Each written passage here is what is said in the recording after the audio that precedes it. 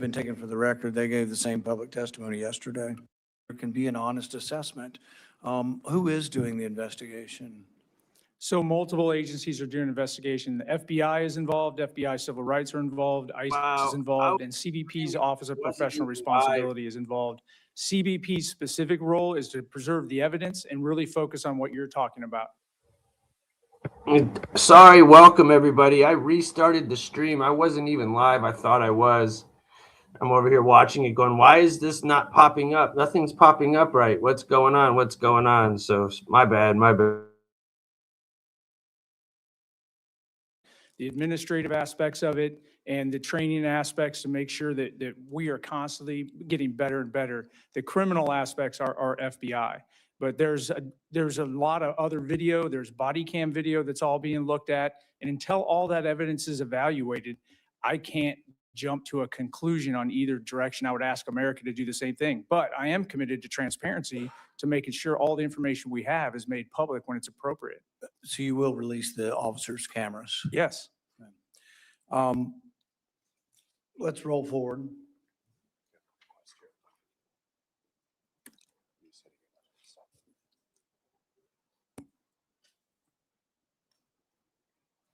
Okay, we can stop. You know, so it goes on. I mean, he's standing up, he's trying to protect his eyes, but he's still back filming and on the back of his heels. At no time in the encounter, we've gone forward a couple of seconds, do you see him try to strike an officer? Nor does he brandish a weapon, which was alleged as well. And so we're going through this, and it's like, you know, they will say, oh, he's, you know, resisting at some point. I don't see any resistance, but it's kind of hard to tell when you have 6 people on you and you're moving, are you resisting? I mean, anybody is, the natural instinct is when 6 people are on top of you, you're going to be trying to move. You're not going to be placid, particularly after they've sprayed him several times. But I see nothing here. I mean, not even a hint of something that was aggressive on his part. Everything was retreat. He's over in the street. He retreats. The woman is pushed to the ground. He tries to assist the woman to get up. He's violently sprayed, and it just continues. And so I don't think this should take months and months and years and years. There needs to be a conclusion. You want to calm things down? I think Tom Homeland being there and now saying we're going to reduce his presence in the street is a good sign and a good step forward. And I'm glad that's happening. I think that is de-escalation, true de-escalation in a diplomatic way. But we need to have answers here, and there needs to be an announcement. These are the new policies. This is how we're going to interact with the public, because the public needs to know too. You know, if I go to a protest and I shout something at people, could I be killed? Just a little further. Let's go back. Let's go a little further on the video.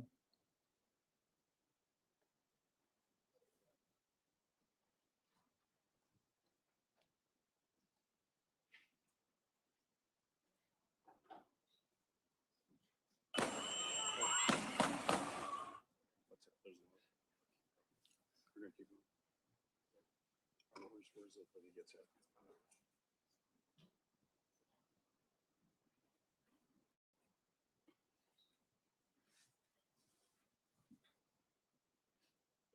We can stop there. You know, one of the theories initially that was proffered, and I'm assuming is not true, but I just like confirmation that's not true, was that as his gun was taken from him, it accidentally discharged, causing them to fire their weapons. His gun wasn't fired. I can't testify to that. I'm not, that is under FBI's purview with the ongoing investigation. I can't answer that question. All right. Did you have another comment at this point? Further, Go a little bit further.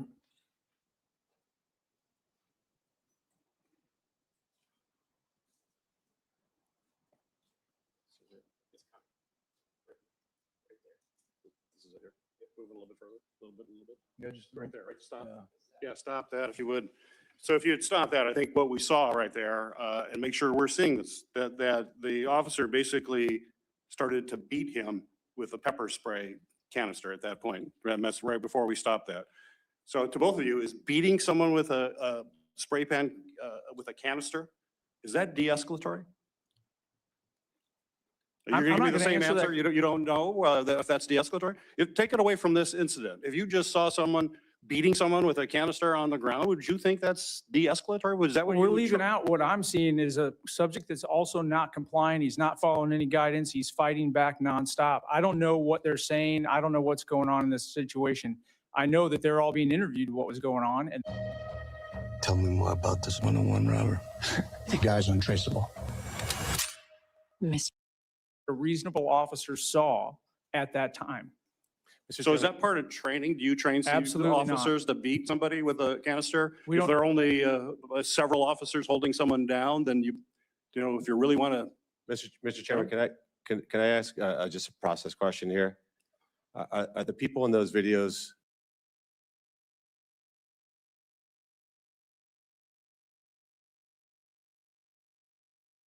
not entitled to Fifth Amendment and 14th Amendment protection of due process?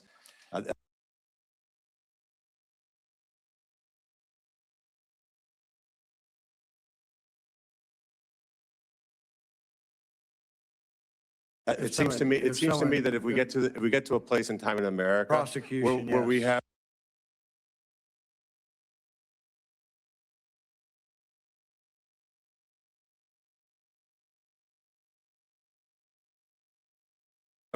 have a video that is the entirety of what is guilt or not guilt, puts us in a very, I very don't bad think situation. anybody's assessing. Well, I any think kind that's of what you're criminal saying. guilt. You're No, asking for conclusions. No, we're asking for conclusions for what is the proper use of force for all agents. But you're asking specific questions about Right. a And- video, And the answers have been generic answers. We haven't got. as they should be, as they Right. should be, by the way. And And I so, just want to point out that these American citizens who are entitled to Fifth and 14th Amendment protections, and for us to make certain that we keep that in mind as we ask these conclusive questions. they do for a court of law and for any criminal proceeding, they absolutely deserve that. We're going to move on to a first round of questions and I'm going to pass mine to Senator Johnson and I'll reclaim mine later. Mr. Chairman, first, the witness is going to be providing testimony. They've been taken for the record. They've been taken for the record. They gave the same public testimony yesterday. Oh, I want to hear from him.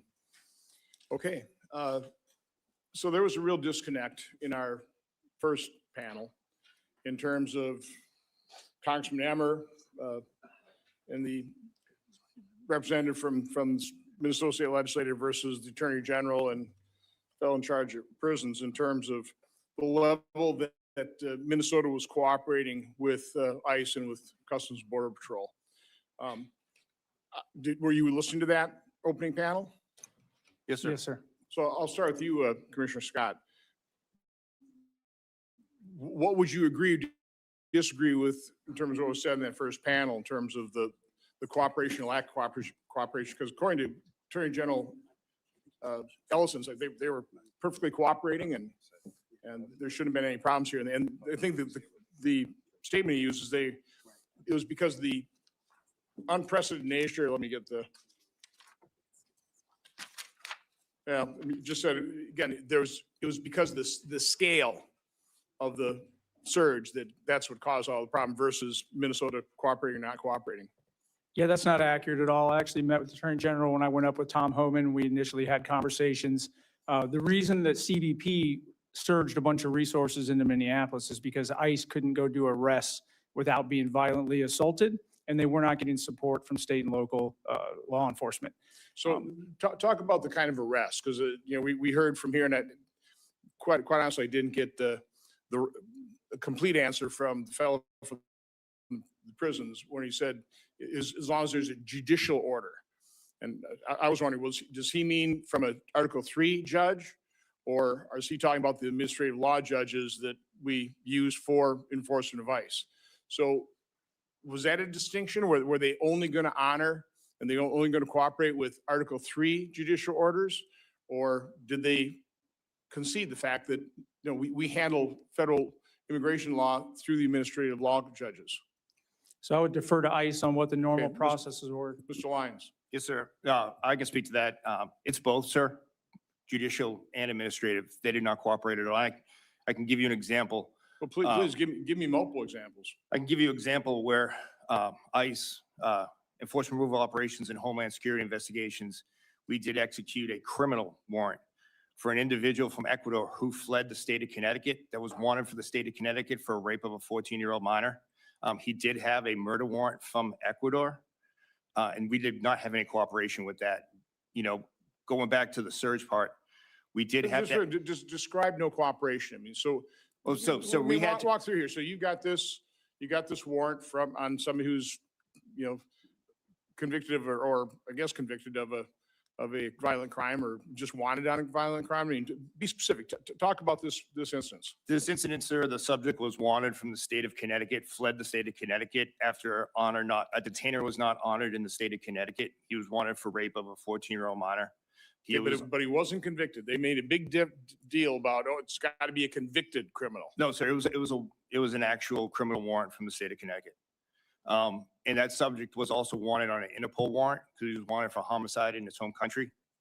And he was also illegal reentry, 8 USC 1326. So it was a But you understand the point. Again, they were making a big point. It has to be convicted.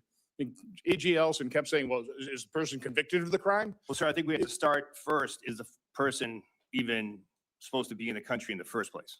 I understand. But so I'm just trying to point out, is that a valid criteria? The Attorney General Ellison was talking about, well, if as long as this person's been convicted of a crime, that's not required, is it? No, I mean, sir, if the it's not. person's here illegally, there's a warrant from, you know, from a different country as well as from state of Connecticut. So with this individual, what did Minnesota not do? What was requested Minnesota or Hennepin County or whichever? So, sir, Minneapolis Police Department and the St. Paul Police Department, they're, by city orders, they don't cooperate with us. So for instance, we asked them to hold a perimeter or hold a street. That's why we need more officer agents. We would have to go ahead and hold down that city block. Unfortunately, obviously, those vehicles do stick out. Obviously, we used, based on the subject's criminal history, we used an armored vehicle. Once that's seen, agitators started coming to the scene.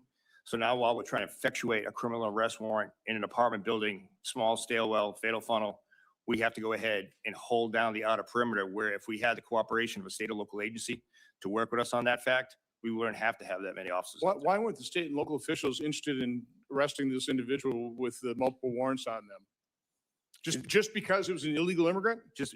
Because it involved an ICE operation, sir. So, and any other, if it's under American citizens with that kind of warrant from Connecticut, local police would have been doing this job themselves? I can't speak for him, but I would assume so, sir. I was a civilian police. I was a cop before ICE, and that's what we did. So talk about the violence, the threats, the doxing against ICE officers. Because again, that's where I've got a great deal of sympathy for people trying to enforce the law. They've been shot at. They've had their vehicles rammed, rocks thrown at their vehicles, doxed. On Central America, I found out that if you're becoming a new police chief, you get a DVD from the friendly drug cartels with your children and wife going into school and going to church. I mean, it's an explicit threat, hands off, or we're going to do something. Well, there's such a demand for unmasking ICE officers, but they've been doxed. So just talk about the violence, the threats, the doxing that your law enforcement officers are really under. So, sir, it's day to day. I was the field office director for the state of New England. I covered all of New England. And if you looked at the beginning of the operations, January 20th up until April, ICE officers and agents weren't masked. But it's bad. And I'll just use myself as an example. The week that Charlie Kirk was assassinated, there was a tweet that went out. It said, kill Charlie Kirk, there was another individual in that, kill Todd Lyons. That's the stuff that ICE, yesterday after the testimony on Tuesday, I went back to numerous death threats against my family. There was a videotape of my wife walking to work that people actively post. The cartels have actually posted the schematics to my home. ICE agents feel that every day. We actually did an operation with the Secret Service where we identified doxers who put up on telephone poles addresses and the schools where ICE officers and agents went. And I don't want my officers masked. I would work with this committee and any committee to work with holding individuals accountable that dox ICE agents, because ICE agents don't want to be masked. They're honorable men and women, but the threats against their family are real. Okay, thank you. Senator Peters. So we just watched on the video of previously American citizens that were basically being manhandled and pushed and hit and beaten with canisters. We didn't see on the video, but 95% of them, or 90+% of Americans who have seen that video Also shot, Alex Preddy shot 10 times while laying face down in the back by law enforcement officers. And we also know he was basically just holding a phone, being manhandled and shot 10 times. So I just want to confirm with you, filming federal officers on a public street is not illegal, is it, Mr. Scott, Mr. Lyons? Correct. No, sir. He did not, at least looking at the video, all of us who've watched the video, he did not attempt to harm law enforcement. No appearance of that. Is that correct? I don't know what happened once he was on the ground, sir. When he was laying face down with several people With the on top weapon of in him? his Is that- waistband initially, and I'm not trying to make excuses. I'm just saying I can't jump to that conclusion because I don't know what happened on the ground. That's why there's an investigation still ongoing. Standing up, I would agree with what you just said. Okay, so when he's on the ground with a bunch of officers on top of him after he's been hit with a canister, he was somehow still possibly harmed to law enforcement, you're saying? It's possible? That's happened thousands of times, yes. And Mr. Lyons, really? You saw him that is a possible threat? Sir, from the, that wasn't an ICE operation, that was a CBP operation. I get it, but you're a highly trained professional. Yes, sir. No, obviously there's not enough evidence to speak to, but that's the best thing about this is the fact that I can speak for ICE, Office of Professional Responsibility, as well as CBPs, that they're the same, that we have to have a full investigation and it has to Okay, come out. okay. We have to base that training on that. So you have to have a full investigation. What everybody saw in the video, there might be some extenuating circumstances. We just don't know, but the video is very clear. And yet we had the Trump administration claim that he was attempting to inflict mass casualties. You're gonna have to explain how you had that come to that, how the Trump administration came to that conclusion when you can't even come to the conclusion that he may have been resisting when he was laying flat on his back with being beaten.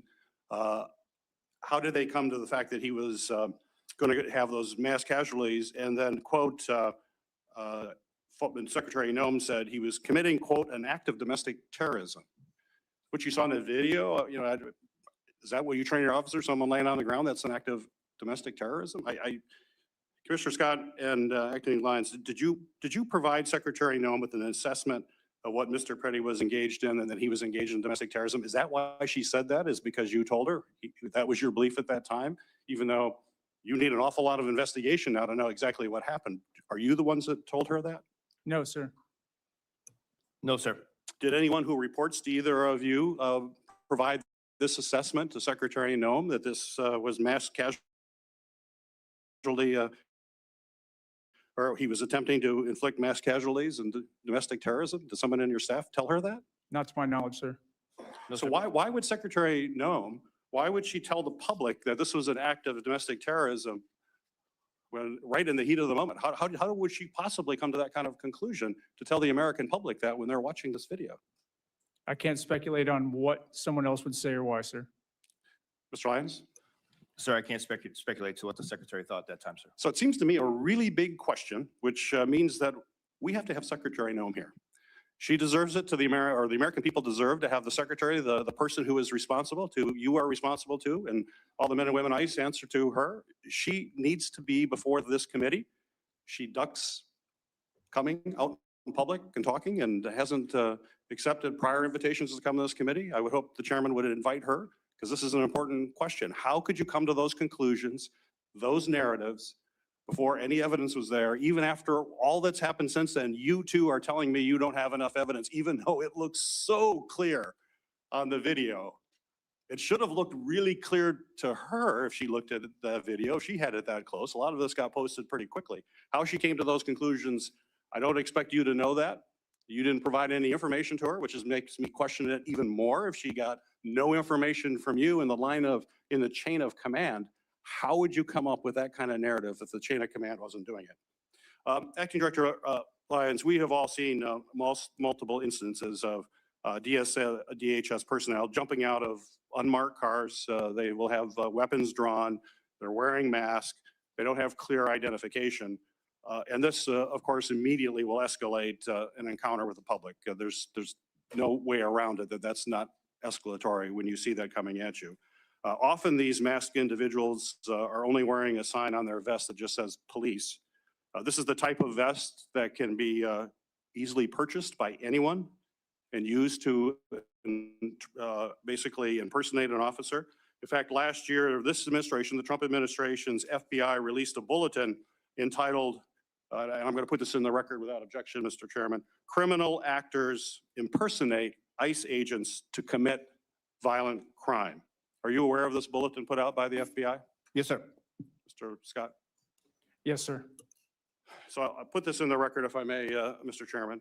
So given this, the FBI is warning people that criminals are impersonating immigration officers. My question to you is, how can you expect any U.S. citizen to follow orders from an unidentified masked man surrounding them, given we know there are these impersonators out there that are, according to the FBI, committing a lot of crime because they're terrified. They don't know what's going on. They don't know who these people are, or they falsely believe they're a federal agent and they aren't. They're a violent criminal. So, I mean, these tactics are causing fear. They're chaos in our communities. It's why we need, I think, to have common sense reforms to rein in these practices. So what we're advocating is that the men and women who are federal agents just follow the same rules that our local police follow. Our local police are highly professional. I have the greatest respect for them. They do amazing work and put their life in harm's way regularly, but they have a set of rules that they have to follow. And that's not happening with what we're seeing with both, or with agencies related to the federal government. So I think we should have a legitimate discussion about that safety and reasonable practices going forward. And I would hope that you would support that. Just in general, do you think that you should follow the same rules of those followed by local police in our communities? Is that reasonable, Mr. Scott? I believe you're talking about uniform standards. Yep. At CBP, we do. You have to have a name tag. It has to be clearly identified. There are times we've made exceptions on the name tag and we used a different identifier, but it was an individual identifier so people knew who they were.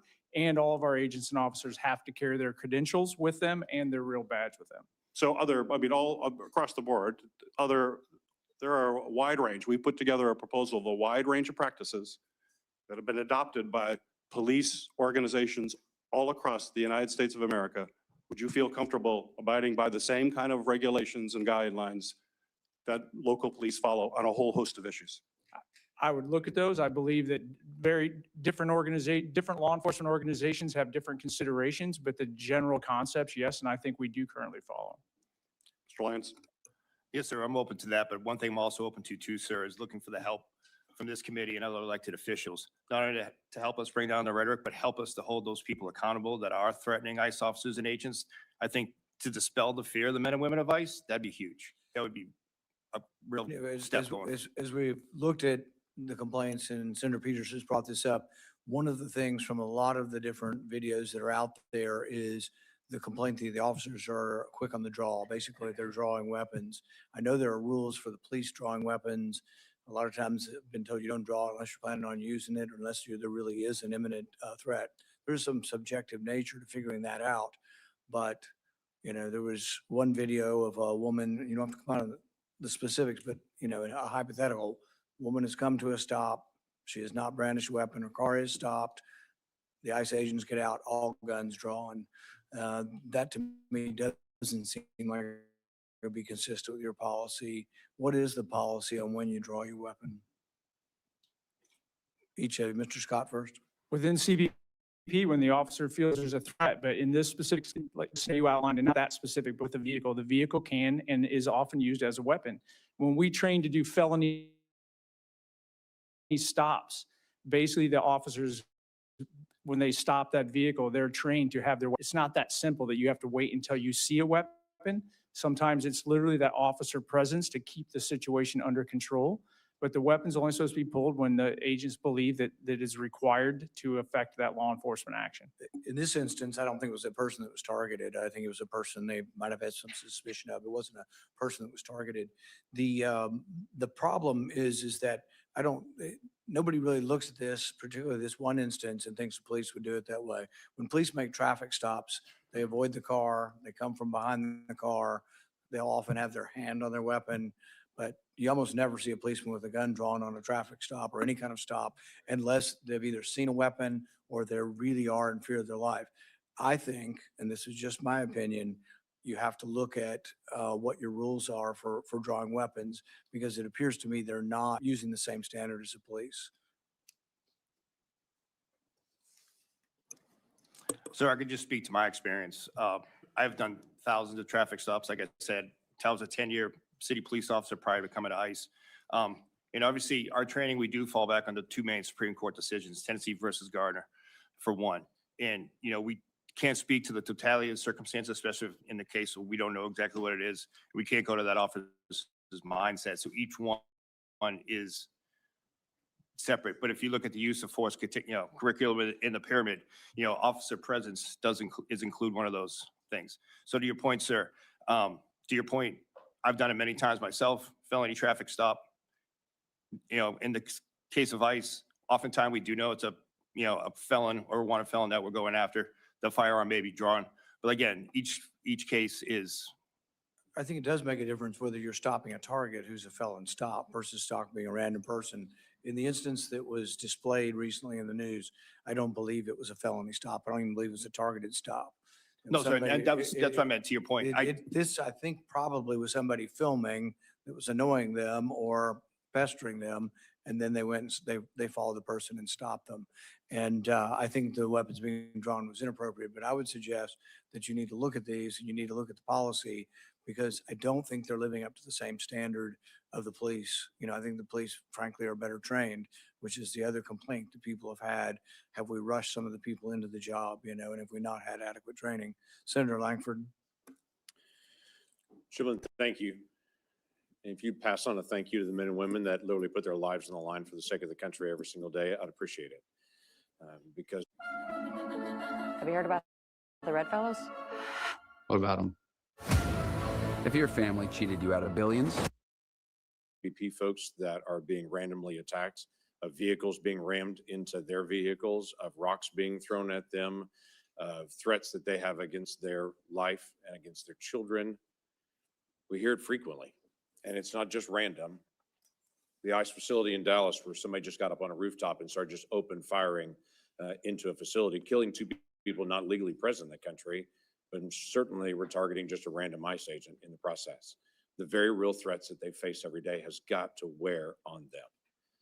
So if you'd pass on our gratitude to the folks that are putting their lives on the line every day and facing those kind of threats for the nation, a lot of folks are not willing to be able to do that. So please say thanks to them. Yes, sir. I would also say thank you as well. 2 years ago, we had 10,000 people a day illegally crossing into the country 2 years ago. 10,000 people a day, not vetted, we had no idea who they were. 70,000 people were estimated by the Biden administration to come in 2024 that were special interest aliens that had a locational connection to terrorism, but we had no idea who they were. They were allowed to be able to come into the country 2 years ago. The work that the men and women that work around you have done have stopped that chaos. Now we're discussing serious and tragic incidents, but I think we're losing perspective of really what's happened. And the amazing thing to me is, in the next 48 hours, we're arguing whether we're going to cut off funding and defund ICE and defund CBP and defund USCIS. And also, my Democratic colleagues are demanding to defund all of DHS, including Coast Guard, Secret Service, FEMA, CISA that handles our cybersecurity, all of them just be defunded because they're angry about this incident that is under investigation with multiple entities to be able to go through the investigation. So the frustration that I have is, I understand these are hard issues that we should spend time talking about because they're tragic and awful, but also thankfully rare.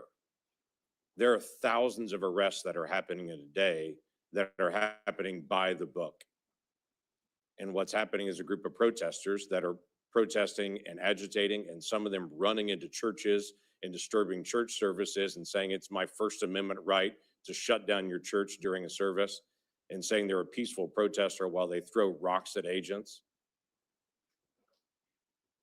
It just gets old, I'm sure, for a lot of those agents that are trying to do their job, because the few incidents, and they are few, thankfully, get highlighted, and the thousands of arrests and the 70% of the arrests that have been picked up that are criminal aliens that are being removed from our country, very few people are stopping to be able to say thanks to. So I just want to make it clear what's actually happening. So I do want to drill down on a couple of things. This issue came up about final order of removal. What percentage of folks that actually have a detainer put on them nationwide or that are in removal processes have a final order of removal? Does anyone know that number, that percentage? No, sir, not the percentage. I can give you what we're tracking right now is about 1.6 million final orders in the United States, with approximately 800,000 of those having criminal convictions. Correct. Of those folks, there's this debate against the final order of removal and whether they should be honored in detainers in states like Minnesota, or what that actually looks like. As my colleague, Senator Johnson, was saying, the Attorney General kept saying, well, if they're convicted, then I'm going to honor it, but then came back later and said if there's a final order of removal. It's my understanding that the vast majority of these folks that are being removed have a final order of removal on them already through a court. Yes, sir. Through an immigration judge with the Department of Justice, separate from Immigration and Customs Enforcement. So I do want to talk about the Minnesota whole tragic incident and where we are on things. There have been operations in Memphis and in New Orleans and in North Carolina and multiple other places where there weren't incidents like this. Was there a difference in how command and control was actually done in Minnesota that was different in other location, or how was command and control actually handled in Minnesota? Sir, command and control started with Immigration and Customs Enforcement. Obviously, we've always been in the state of Minnesota, like all 50 states and territories. We always have offices. We were there, which we like to really point out the fact that we were there for the fraud case originally. The immigration piece did come into. Right now, there's 16,840 final orders at large in the state of Minnesota, which the officers and agents were there for. The one problem I have to point out different than, and it was brought up earlier, is the fact that, ICE agents, special agents, deportations officer, due respect, First Amendment right of anybody. Myself, I've had people protest, yell. That's just part of the business. The issue we were dealing with there is when we had organized groups, and I just was looking at, again, one of the flyers that was put out when it said how to impede ICE operations and arrest. And it told white people to put their body between the criminal alien and the officer. Speaking from experience, prior law enforcement officer, if I was on the side, say at I-4 traffic stop when I was in Florida, and someone came up to me while I was arresting someone for being a habitual traffic offender, which is a civil violation, and someone gets between me, I'm going to arrest them. Right. People were actively told to go out there and impede, to help the people we were arresting escape and ram vehicles. That's the complete difference, which led to the escalation. Okay. When we, I do want to talk a little bit about other things that are going on here, if I can have just a moment on this. Mr. Scott, tell me a little bit about, we've allocated $170 billion, which is a big dollar amount. Part of that's going to border wall, into what we deem to be better security long-term at our southern border and at our northern border. We can talk about that at a different time. What is happening right now with construction on the southern border? Those dollars have been allocated. We don't have a report yet what's actually going on. Thank you. Yep, we're building the new smart border wall at a record pace. There's about 35.9 miles of actual barrier that we've installed just since January. That's a combination of waterborne and the actual border wall, but there's 30 miles of new actual border wall. About 2 miles a week are currently being built. That will be ramped up dramatically as many of these contracts come on board. But I do want to take a minute to highlight, no matter what we do on the southwest border, we've learned if there's not a consequence once you get past us, the flow will never stop. So a big reason the flow slowed down is because we're actually arresting illegal aliens inside the United States and sending a message globally that we're not going to tolerate this anymore. That's why CBP that supports the interior operations to the maximum extent we possibly can. This all works together. We're also rolling out technology. It's not just the border wall. It's a smart system, new aircraft coming on. And as you know, we're hiring more agents and officers and making sure that they're trained to the highest professional standards available. Great, thank you. Senator Hassan. Well, thank you, Mr. Chair, and good morning to our witnesses. Just a brief note, even if the current funding bill stalls or is not passed that would fund the Department of Homeland Security, the department has an extraordinary amount of money at its disposal right now because it was funded during the big tax bill that my Republican colleagues passed last summer. So I just want the American people to be clear about that. Mr. Lyons, DHS officers have killed 2 American citizens in Minnesota this year. What were their names? Whose names, ma'am? Sorry. The two American citizens who were killed by ICE DHS officers in Minnesota, what were their names? Renee Good and Alex Reddy. Well, I'm glad to hear you say their names out loud, because so far this morning, as well as in 3 hours of testimony on Tuesday before a House committee, you failed to say their names a single time. Why? Ma'am, I didn't neglect their names. I was answering the question. And ma'am, to your point, I did give my condolences to the family and requested to meet them personally to give my condolences on behalf of the officers and agents involved. Well, Renee Good and Alex Preddy were human beings, and they're dead.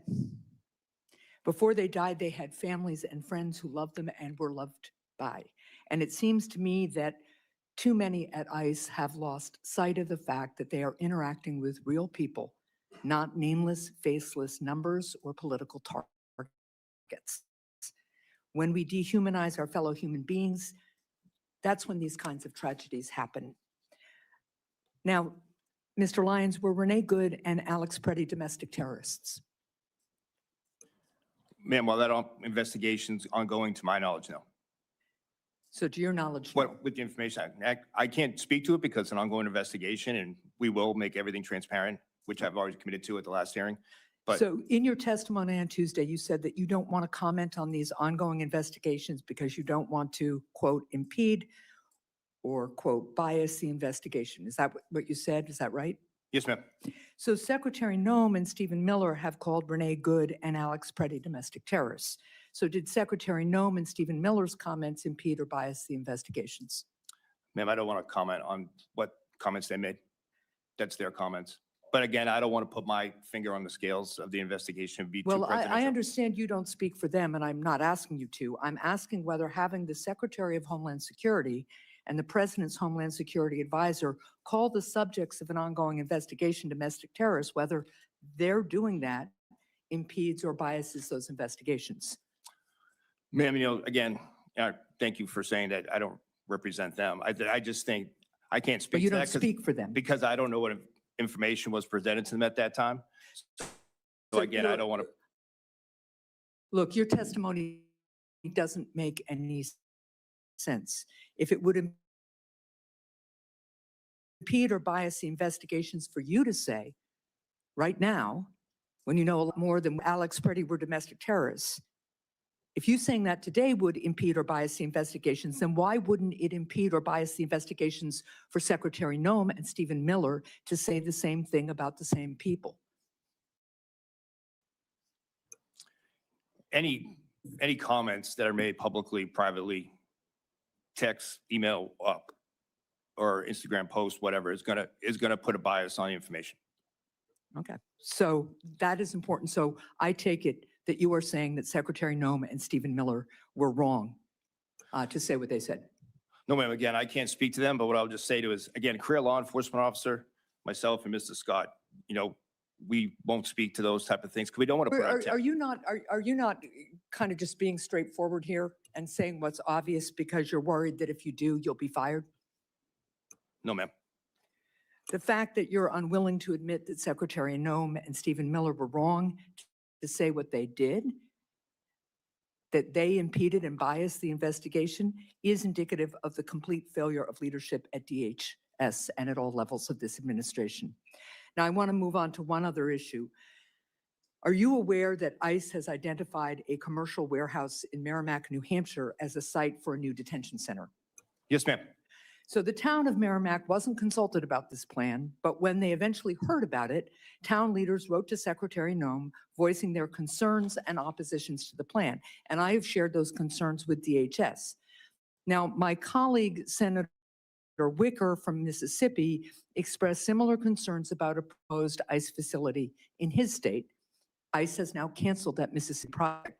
Will ICE similarly cancel based on concerns and local? No, ma'am. Actually, DHS has worked with Governor Ayotte, has spoke to the governor about economic impact. We did provide an economic impact summary. And when exactly did you speak with Governor Ayotte? Because until recently, she said she didn't know anything about it.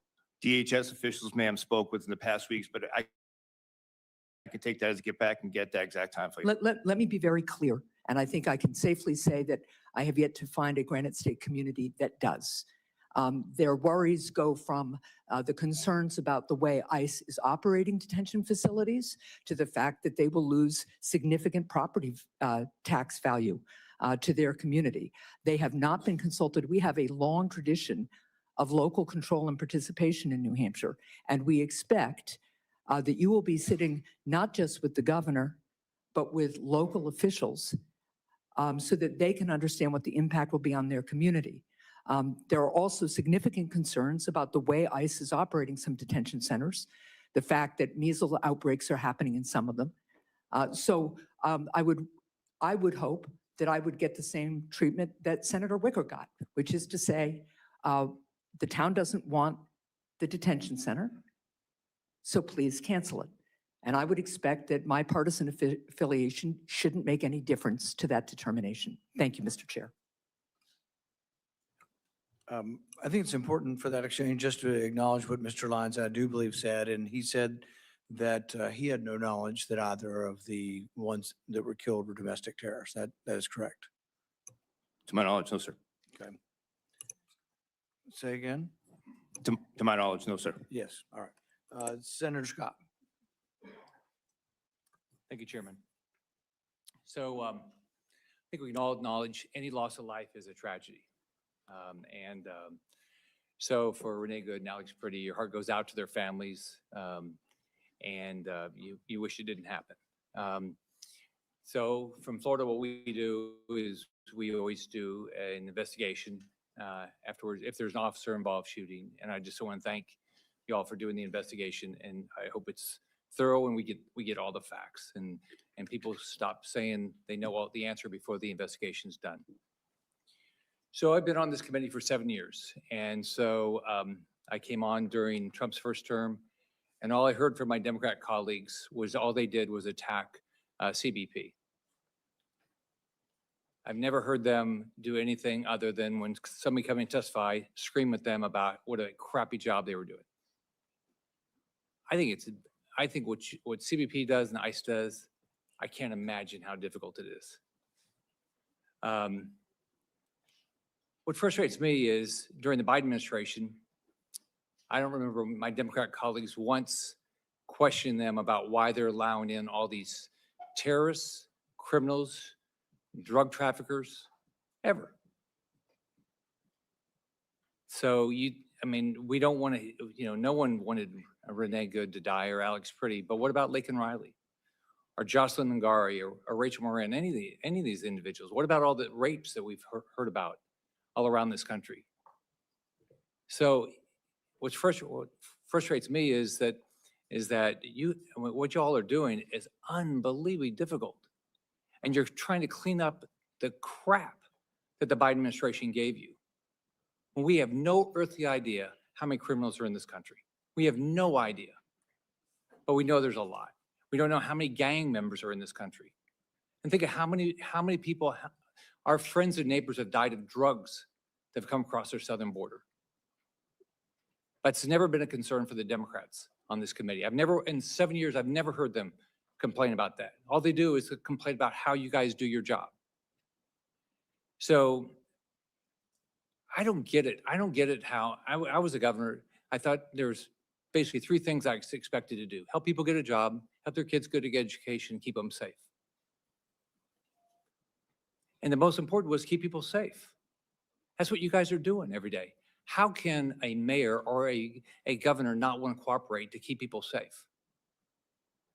So what's it like when somebody's in a jail, like when you were in Florida, did our sheriff's office and police officers, did they, if somebody was being released that was an illegal alien and had a criminal background, did they say, no, we're not going to talk to ICE?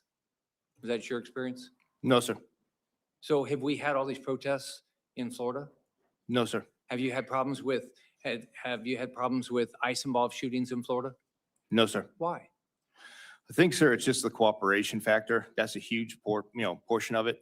And if I could, sir, when it comes to the detainer, ICE respects state law as well. Minnesota has it where they can't hold individuals based on the detainer. Massachusetts has the Lund decision where they can't hold individuals. Why would But- they have that? How does that help? How does that help anybody that lives in that community? Sir, it doesn't help public safety, but what I would ask is that even with the detainer, if you don't want to hold that person and it violates your state law, at least give us the chance to make that phone call. And I can give you an example from my time in Massachusetts. There was always the fact that we kind of felt like Charlie Brown with the football. They would say they were going to cooperate, but they would call knowing that there was only 12 ICE officers available to respond from Boston, Massachusetts to Cape Cod. And they told us we had 15 minutes to get there. But at the end of the day, when that individual was released, they still said, we called ICE. And unfortunately, there was way too many cases where we had an individual on Cape Cod in Barnstable County that was arrested for rape, was released on the detainer, and then went and raped again. So those are the cases that ICE is really concerned about. And if you don't want to hold an individual in custody longer than state time, by all means, ICE respects that. But please pick up the phone, give us the opportunity to come there and make that arrest. So when they don't do it, is the community safer? No, sir, it's not. And that prime example is one right there that they could have made the public safer. So why do we have these? What's the rationale for these sanctuary cities? Can you guys tell me any reason you would have a sanctuary city where people say, I want the criminals to come to my city and I'm not gonna work with ICE to get them out of my community? You know, unfortunately, sir, what we've seen so many times is, and again, coming from the civilian law enforcement side, when we hear about community policing, you always heard about the chilling effect of working with ICE.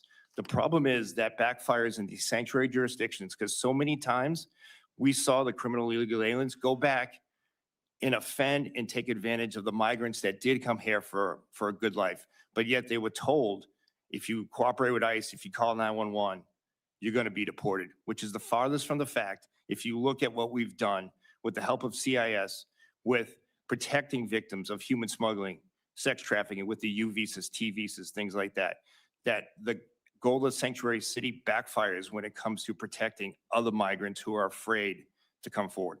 How many times have you been asked about Lincoln Riley? You ever been asked about Lincoln Riley by a Democrat? How about Jocelyn Nungari? No, How sir. about Rachel Marin? No, sir. How about any little girls that were raped? Ever? No, sir. No. You get asked about why you're not doing your job better. Yes, sir. I mean, if you listen to what's going on here, okay, the Democrats are mad because you're trying to protect the neighborhood, right? I mean, it doesn't make any sense. One thing I don't get is if you want to be a sanctuary city, why do you get any federal money? Especially At National University, career support isn't an afterthought. I hope they call my name. Support starts. Well, sir, and that's one of the hard part for us. And again, the witness that was here earlier, both of us are career law enforcement. I respect his views and his career. But when it comes to issues like cooperation at the local state level, again, ICE does do that. But so many times, and I'll give you the example of Aurora, Colorado. We were going to serve a criminal warrant on an apartment complex of known TDA gang members that was full. We tried to work with the state and local government. They made notifications that the operations were ongoing. So when tactical teams arrived, protesters were already there and the apartment complex was empty. We've How seen could that that time and time again. I've had it where I've made notifications. Again, I've had the privilege of having this job for almost 20 years and doing it at the enforcement level to notify a local police department. And then they would put that out on a tweet. ICE is going to be at L and 8th Street. So we reach a point that we want to cooperate. We want to be good partners. But how many times, again, can we beat Charlie Brown with the football and say, okay, this time you're going to work with us? And it doesn't happen. And if you don't want to work with us, and I respect the agencies that say they don't want to, that is great. But there's been time and time again, empirical evidence that we are impeded, our operations get leaked, and then we're put at home. thank you for what you do. Senator Kim. Thank you, Chair. Mr. Scott, I wanted to start with you. Do you agree with Mr. Lyons' thoughts that he shared with us just a moment ago that statements from senior leaders in the immediate aftermath of an incident could bias assessments? I don't know what information they had at that time, sir. I'm not going to speculate on why they said what they said. Well, you said that the FBI has purview over the investigation regarding Alex Pretti. Is that correct? Correct. So immediately after the shooting and killing of Alex Pretti, Kash Patel, our FBI director, said, quote, "You cannot bring a firearm loaded with multiple magazines to any sort of protest that you want. It's that simple. You don't have the right to break the law and incite violence." I wanted to ask if you have confidence in the FBI investigation of this killing.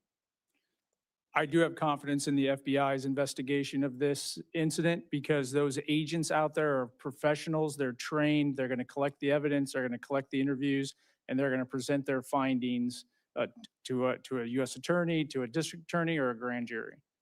Mr. Lyons, with regards to Renee Good, there was some reporting that came out saying that FBI agents equipped with a signed warrant prepared to document blood splatter and bullet holes in Miss Good's SUV.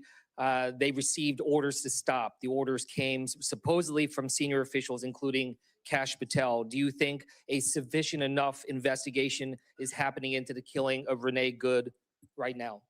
So, sir, I can't speak to that because I'm not aware of those decisions. But what I can tell you, sir, and the commitment from ICE, especially from the Office of Professional Responsibility, is we did secure those firearms. We did secure that scene properly, and we turned over our evidence to the FBI, and we're standing by at the end of their investigation, the conclusion of the outcome, to conduct our internal review at that point. I just want to convey that there is just a huge trust gap here. I mean, just absolute zero trust in this being able to, for this administration, be able to conduct an independent investigation into these killings. And I just urge you, just continue to push on this, because without that, I don't think we're going to be able to move forward. And when we see these types of statements from whether Stephen Miller, Kristi Noem, from Kash Patel and others, it is absolutely putting a black mark over anything that is happening on the ground. Mr. Lyons, were you the one that recommended the surge in Minnesota? So, sir, Operation Metro Surge, which was that your idea? Metro Surge for the fraud investigation, yes, sir. So you're the one that suggested and recommended 3,000 plus agents to go to Minnesota. Sir, I asked for more support for the amount of protest and the amount of assault on officers. I requested more support. So now we see Homeland say that the surge is going to be stopping. Where are those ICE agents going to go next? They'll return back to the home station, sir. Are you going to refrain from using this type of surge tactic in other states after you've seen just the level of crisis and lack of confidence and just the chaos that it unleashed in Minnesota? Sir, one thing for sure is there's no ICE officer or special agent that wanted that type of chaos that you referred to happen. I think going forward now, I think you see more after the conversations with officials in Minneapolis and the state of Minnesota, what partnership can look like as far as local level. But what I'm And I don't asking think you we'll is see about, that. have you learned a lesson here? That this is something, I mean, if you pull out from Minnesota, but then now you do a similar type surge, 2,000, 3,000 in another state, is that something you'd still consider after what occurred in Minnesota? Sir, in regards to every law enforcement operation, of course, we go back, we look at lessons learned. We always look back. At the end, the ownership of that is mine. So I have to go ahead and look at evaluations of what we did, what worked, what didn't work. But one thing, sir, if I could just have 1 second to say it. The problem, I believe, is the fact that, like some of the things that I brought up earlier, the agitators and the coordination on the protest side, we have no problem, Senator Kim, with people protesting. Happens all the time. But it's that coordination, like I said, when you have flyers out there instructing people how to get in between, whether it's a CBP officer or ICE officer making an arrest, that's the problem. And that's what I hope that we can help, especially with this committee and other committees, the fact that, situations like that won't happen, that people can go out there and protest. But why are we going to encourage individuals to go out there and impede and put themselves in harm's way? I think that's the lesson learned from this.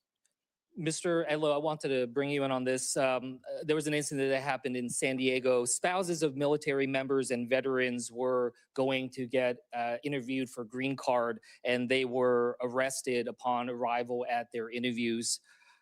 Tell us what happened. Was that USCIS agents that arrested them?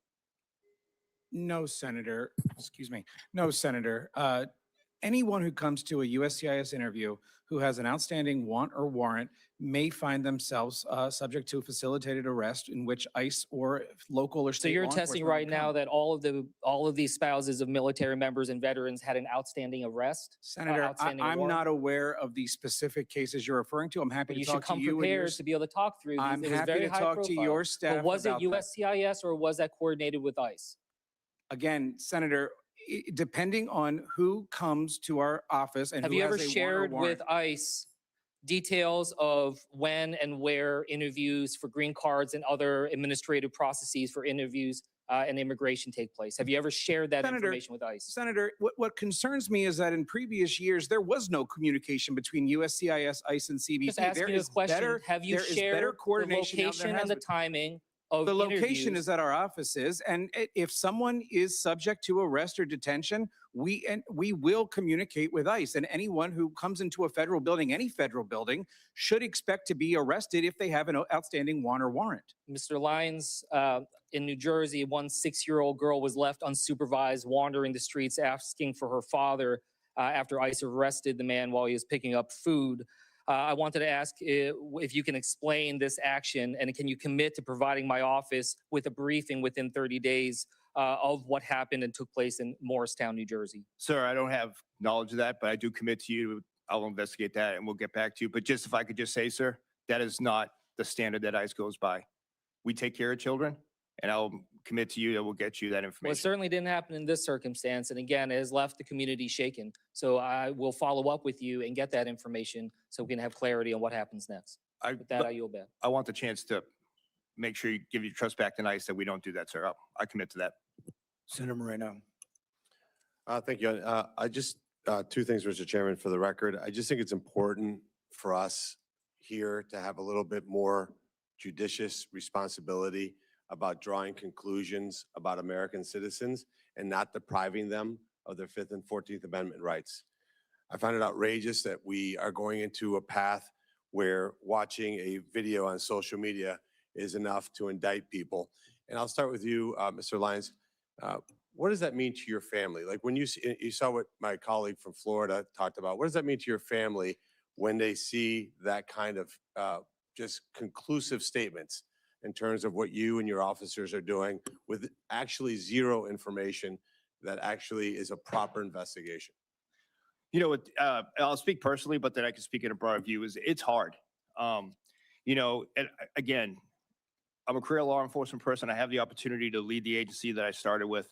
And the men and women of ICE go out there and they do incredible work, but they are demonized. I would love to see ICE officers and agents be seen as human as well. You know, all too often, my son, who it's his birthday today, will show me a video. Dad, is this true? And it's totally false. It's an AI thing, right? We've seen media, you know, say the same thing. And unfortunately, today, that's our biggest problem, is we are always fighting on our back foot because no one will ever pick up the good stories that we do. You know, we joke all the time that one of the, you know, major criminal organizations we fight, they have better playbooks than we do when it comes to making ICE look bad. Sometimes the media is our biggest enemy. But it's just, sorry to interrupt, but it's not just the media or some random goofball or bot on social media.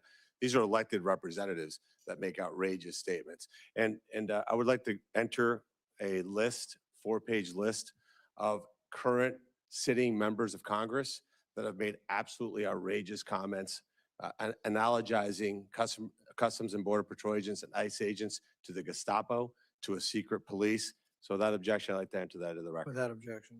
And I think the second piece I'd like to enter the record is just some pretty outrageous statistics, because we've talked about outrage here. Let's talk about outrage.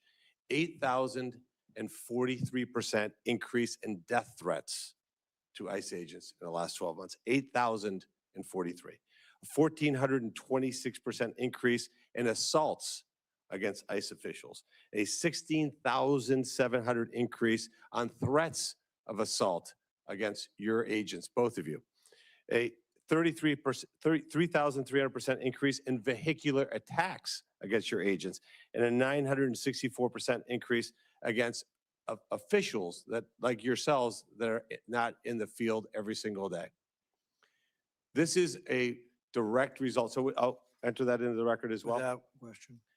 This is a direct result of the rhetoric. Now, Mr. Scott, I have a very, very, very important question I've been meaning to ask you for the last 12 months. What laws were changed in the last 12 months that made it so that we went from the most open border in American history, hundreds of thousands of people coming to this country illegally every month, to virtually zero? What laws did we pass? I want you to give credit to Congress for acting to pass these incredible laws that resulted in this decrease. No laws were passed, sir. Nothing new. Wait, what? No laws were passed? No new laws were passed. So we're sitting here passing judgment on your team who actually enforced the laws of the United States of America to not allow people to enter our country legally to regain our sovereignty? Do your agents find sometimes that they're living in an upside down world? I won't speak for the agents. They're not here, but I do. It's pretty outrageous, right? Like you have a simple job, enforce the laws of the United States of America, correct? Correct. And CBP's job, if you want to really simplify it, we're just supposed to know and then control who comes into this country and who stays in this country, consistent with the laws Congress passes. That's all we're trying to do. And we've spent a lot of time here talking about the deaths of 2 protesters. And as my colleague from Florida pointed out, we haven't had a single hearing about the deaths of American citizens on the hands of criminal aliens. Not a single time. You know, one of my colleagues asked you to say the name of the 2 people killed in Minnesota. You had no problem with that, right, Mr. Lyons? No, sir. Do you hear any sympathy for the deaths of criminal aliens, the death of American citizens at the hands of criminal aliens? I was a new senator a year ago, and I got to say it was a little bit humbling to sit in the chamber of the House of Representatives during the State of the Union address, because I thought, here's this kid born in Bogota, Colombia, and I'm sitting here as a United States senator, and the House of Representatives and the President of the United States is speaking. It was, honestly, I got to say, my brain was spinning. It was surreal. And then when the president talked about people like Lakem Riley that had been killed, a woman in Texas, their parents were there looking at it. I looked over to the other side, and there wasn't a single solitary Democrat that clapped for that family, honoring their lives. And I think we've got to the point in America today where we've lost our way. And let me just say this on behalf of every legal immigrant in this country. Thank you for doing your job. Thank you for enforcing the laws of the United States. Thank you for honoring those of us who came into this country illegally, followed the process, took the time to wait it out. And thank you for not allowing this country to reward those who skip the line, violate our laws, and somehow be viewed as they are the victims. What your people do every single day is very, very straightforward. You enforce the laws that this body passes. I would encourage my Democrat colleagues, if they want to codify the Biden open border policies, submit that law. Show your voters that that's what you want. I don't think you'd get very far. And I'll just end with this. Have any of your officers, Mr. Lyons, ever entered a church to arrest any criminal alien? No, sir. Have you ever entered an elementary school to arrest a criminal alien? No, sir. And how about entering hospitals to arrest criminal aliens? So we have incidents where they've run into a hospital seeking sanctuary, but again, we didn't But go you there didn't we didn't proactively- go out there seeking patients on a IV. No, sir. Thank you. Senator Blumenthal. Thanks, Mr. Chairman. Thank you all for being here today and answering our questions. I don't want to talk about new laws. I want to talk about a very old one, the Constitution of the United States, specifically the Fourth Amendment. This picture is of ICE agents forcing their way into the Minneapolis home of Garrison Gibson, banging down the door, detaining Mr. Gibson in front of his wife, Tiana, and their 10-year-old daughter and niece who happened to be there at the time. I don't know whether you're familiar with what happened here. It's one of many, many, many similar incidents that have happened all around the country. And it was done pursuant to what is called an administrative warrant. I'm going to hold up a copy of that warrant, signed by an SDDO, who is, I believe, a member of the ICE workforce, another agent, a supervisory detention and deportation officer, not a judge, correct? Correct, Senator. So in effect, this is not a warrant, it's a permission slip. It's a green light from another ICE agent to go bash down a door, smash into a home, detain and arrest someone without a judge finding probable cause and without any sort of objective, independent finding. Is that correct? No, sir. So the I-205 is the arrest warrant, but the I-205 is based on an executable final order issued by an immigration judge from the Department of Justice. And that order is from an immigration judge who is part of the executive branch, not an independent judge. But the warrant issued is simply a permission slip. Now, let's be very clear. You were a local police officer. Yes, sir. To bang down a door, barge into someone's home, if you're the FBI or a local police officer, you need a judicial warrant from a judicial officer, a judge, who is going to find or not probable cause, which has a specific meaning under the law. These ICE agents are banging down doors, doing the same thing without that kind of judicial warrant. What is so different about ICE that it regards itself as an exception to the Fourth Amendment? And the requirement for a judicial warrant is a Fourth Amendment requirement. We do, we don't, Senator. There is case law, U.S. versus Lucas, 2007, which is out of the 8th District of Minnesota, which authorizes the entry of a home to catch a fugitive based on an administrative warrant. I beg your pardon, sir. It does not abrogate the Fourth Amendment. It does not say that ICE agents or CPP agents can simply bash down doors and barge into people's homes, terrorize their children, detain and arrest people without a judicial warrant. And there is nothing different about what ICE does as compared to the FBI or local police that would justify it. The policy that they're acting under, in fact, is the result of a memo that you issued in May. You're familiar with it. Yes, sir. Has your signature. Yes, sir. Which says, in effect, they don't need judicial warrants. They can act on the basis of the 205 warrant that you've just described, which is administrative. It's not judicial. Let's talk more about it. Why did you keep this memo secret? I didn't keep that memo secret, sir. It was blasted Well, out. we learned about it when 2 whistleblowers came to us and said that you were using it as a basis for the policy. It was never announced publicly. It was never released to the press or the American people. Why did you keep it secret? Sir, I didn't keep it secret. If sending an email to a workforce of... With Whoop, start improving your fitness from day one with real... Well, the email did, sir. Yes, sir. I can work with your committee to get let your me staff to get that. Let me move to another topic. You stated on Tuesday, quote, "No U.S.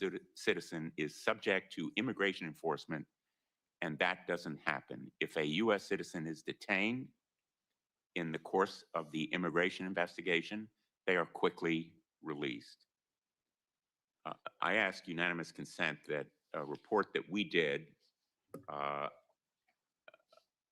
the ranking member staff did, entitled Unchecked Authority. It documents 22 U.S. citizens being detained and assaulted by immigration agents, as well as written statements from 8 U.S. citizens who have been detained, shot at, and nearly killed by ICE agents who came to speak. Without objection. Thank you.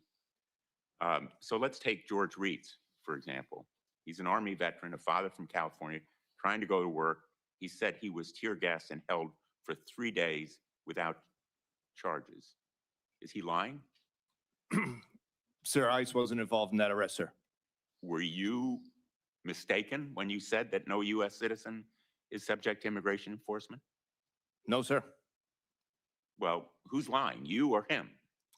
Sir, I'm speaking for the men and women of ICE in my operation. I didn't arrest that individual, sir. But the facts contradict what you said. Will you admit that you don't know, for example, about Alaya Rahman, a disabled woman from Minneapolis? She came to this hearing. She testified before our Spotlight forum, violently dragged from her car, detained without medical attention until she passed out. She lying, or are you lying? No, sir, she's not lying. Well, then you were mistaken when you said no U.S. citizen has been detained. No, sir, I said no U.S. citizens subject to immigration law and deportation or removal. ICE does Well, that's detain. a circular argument. She I don't- wasn't subject to immigration law because she's a U.S. citizen, but she was detained, and that contradicts directly, as does your statement applied to Miramar Martinez, who was almost killed, shot 7 times by CPP agents. It is true of Diana Figueroa, who told us she was violently dragged from her car after dropping her son at school, thrown into a van, also detained. Is she lying? No, sir. But, sir, you know, I've worked personally with you on many cases when you come to me on constituents, especially in Connecticut when I was a field office director in New England. You know that I am transparent and we do not lie. So to say that we're lying is I incorrect, asked you sir. first whether you were mistaken when you said that no U.S. citizen, I'm quoting, is subject to immigration enforcement. Correct, sir. Enforcement. Enforcement I is would an call arrest, that- removal. I would call that misconduct enforcement by your agents. Let- I'm out of time. Let's, Thank you, Mr. let's go and stop there. I have 2 quick questions. One of the things that came up earlier was this idea that there used to be an instantaneous portal between, I guess, ICE and the prisons where you were arresting, that initially you were just getting this information seamlessly, very quickly, not manually. It was an automatic portal, but that was stopped under Mayorkas. Mr. Lyons, is that true, or Yes, sir, it's true. have y'all tried to restart it? We have restarted it with multiple agencies, sir. And if, And sir, go ahead. just for the record, sir, I'll say, again, to the Commissioner for Department of Corrections, we do have a great relationship with them. We do take individuals from them. You know, there was a report released where we didn't take action on, I think he said 100, I think the number is a little bit more. But the fact that ICE didn't take action on a foreign-born citizen means the fact that they're not removable. There are many people in custody that have a green card, lawful resident, visa. So to say that, that was disingenuous. Yeah, the other question I have is that, we finally had the Attorney General say, oh, of course, if it's a final order. He was making a distinction. I think it's not an unreasonable distinction. There's a difference between a final order and a detainer legally and procedurally. But he said, oh, sure, we'll cooperate with ICE if we have a final order. And it sounds like most of the targets have final orders. I think Senator Langford indicated that. We'd like to know what the number is. But if 80% of them are final orders and you have 16,000 people that we'd like to remove from Minnesota, I would suggest that you publicly take him up on what he said. He said, oh, sure, we'll do it if there's a final order, because I think that you actually will win some of those arguments. And it's a better way to win those arguments than I think some of the ways we've tried. Yes, sir. If I, to that, what I would say is, state of Minnesota at Department of Corrections level, sure, they give us the final order, but it's when individuals are encountered for, at the local level or the county level in Minnesota. That was the issue that we were having. So they might stop somebody, identify them, they have a final order. have a criminal history, they re-release them back without notification to us. Yeah, I'm talking about when you have a target and they're not corresponding to you. So you send them an email, I've got this target, will you send 10 Minneapolis police? Is that ever happening? Are you ever having Minneapolis police go to help you make an arrest? You know, we would never have them make the arrest or go with us for us. We would use them for like site security, perimeter security. You know, in almost every jurisdiction in the states, we do that. But then if they say, you know, they can't go because it's immigration enforcement, so be it. I know he's made a lot of orders in the opposite direction. I'm just saying I would test him in the direction of the things he admitted sir. that he says he would do. I think pushing forward with that is a good idea. The other thing that came to my mind is if you don't have a final order and he's making the distinction, well, detainer's not really an order and we're not going to, you said there are other states that do this, we're not going to keep you beyond your 3 years in prison, even one day on a detainer because it's not really order. If somebody's in prison for 3 years, why don't we do why don't they go through immigration court while they're there and get final orders? Who's in charge of that? Is there, if we notify you on day one, is it you or is it some other agency? On day one, someone's here, he's here in the country illegally, he's going to be in for 3 years. That's certainly a lot of time. Certainly we ought to be able to prosecute him while he's in prison. We do, sir. Many states we do that. It's the institutional removal program, IRP. Massachusetts, New Hampshire, we do that. While they're in custody, we go ahead and put them through immigration proceedings. So that way there's no cost to American taxpayers as well. The day they're released, their travel is already arranged and they go straight to the plane. I would say it avoids that controversy then, and the more of that you can do, the better to get to the final stage. So you don't have to encounter the argument on a detainer. Senator Gallego. Thank you, Mr. Chair. I'm going to show some videos of what the Trump administration has done in some of these cities across the country. We could hit play on that. Thank you.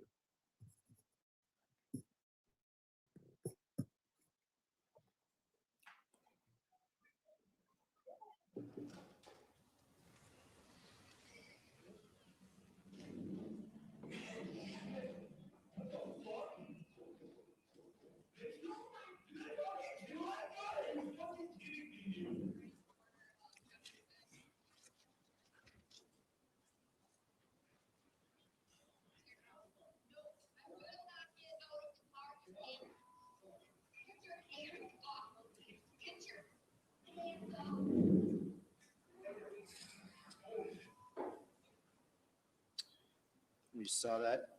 ICE Code of Conduct says, quote, all ICE employees must be paid professionally and must be a model for all to follow.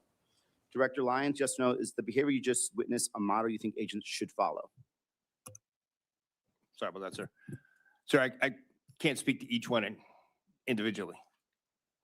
So you can't each ICE officers are held to a higher standard and higher conduct, but in every case, like I already stated before, between, you know, Tennessee versus Gardner, Graham versus O'Connor. It's also just an issue of common sense. Like, right, even the last one where that woman is being pepper sprayed, there's enough standoff distance that she's clearly not a threat, and he directly puts a non-lethal into her face. Speaking of non-lethals. Local tax experts are here.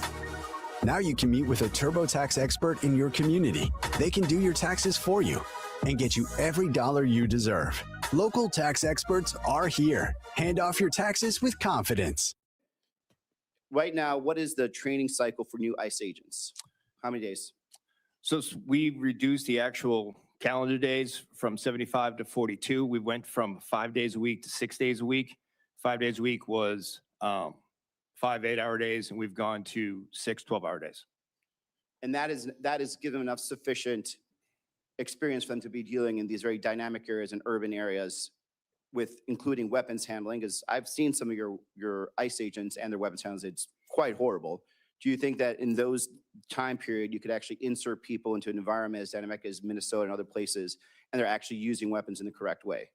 So, sir, what we've done on the backside of that is we've instituted our OJT program, which, as you in law enforcement are familiar with, much like an FTO program, where after the academy, they get the railroad training like you would once a local police officer comes out of the academy. So the OTG is happening in places like Minnesota. So somebody who probably has never handled a weapon after 42 days is going to be inserted into Minnesota into a high stress environment. They could, sir. Yes, sir. Explains a lot. In one of the videos you saw earlier, there was a gentleman, ICE agent, or I believe it's CBP agent, that is hitting Mr.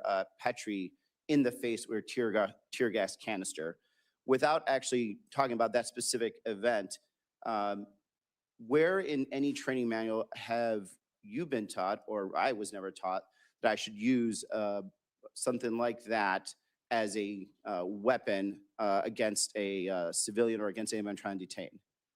I haven't. You haven't. No, sir. Mr. Scott, have you ever been trained to use maybe a pistol to pistol whip somebody while you're trying to detain them, or a canister of that nature? Not specifically to this thing, but in general, any of your training? Absolutely not, although there's an exception that in certain circumstances, meaning your life's at risk, you don't have anything else, you can use whatever you have available. Sure, weapons of opportunity. I'm training that shit too. Pardon me, in that stuff too. Back it up now. So why don't you do that from your training? Why are you not supposed to be use a pistol to pistol whip somebody, or a canister of tear gas when you're trying to restrain somebody? Do you remember your training, why they told you to do that? You go first, Mr. Lyons. No, sir. Why don't we do that, sir? Yes, why don't you do that? So you're not going to pistol whip an individual for fear the weapon's going to go off? Exactly. And so what we've seen consistently is a lot of CBP agents, and in this case, customs agents, that are clearly either violating or putting other people in danger, or themselves in danger. And the fact that they're doing that tells me there is a command structure and element that allows that to happen, because we consistently see it all the time on video. And, I have been in those high stress environments. And if I had seen this consistently done by Marines, I think the Marine Corps would have stopped altogether and said, we need to have a brand new training structure, and or we have to hold people accountable. The fact that this is happening all the time means that you've created a space, a command structure that has allowed this, because these men feel that there's going to be no accountability. Now, rolling forward, after Renee Good was shot, the agent called her I quote, a fucking bitch on camera. Yes or no?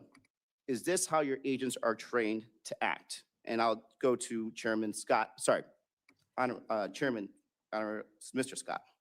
No, sir. Is that professional No, in that sir. regard? I asked this earlier, your weapons, your agents, Director Lyons, are trained in weapons handling, correct?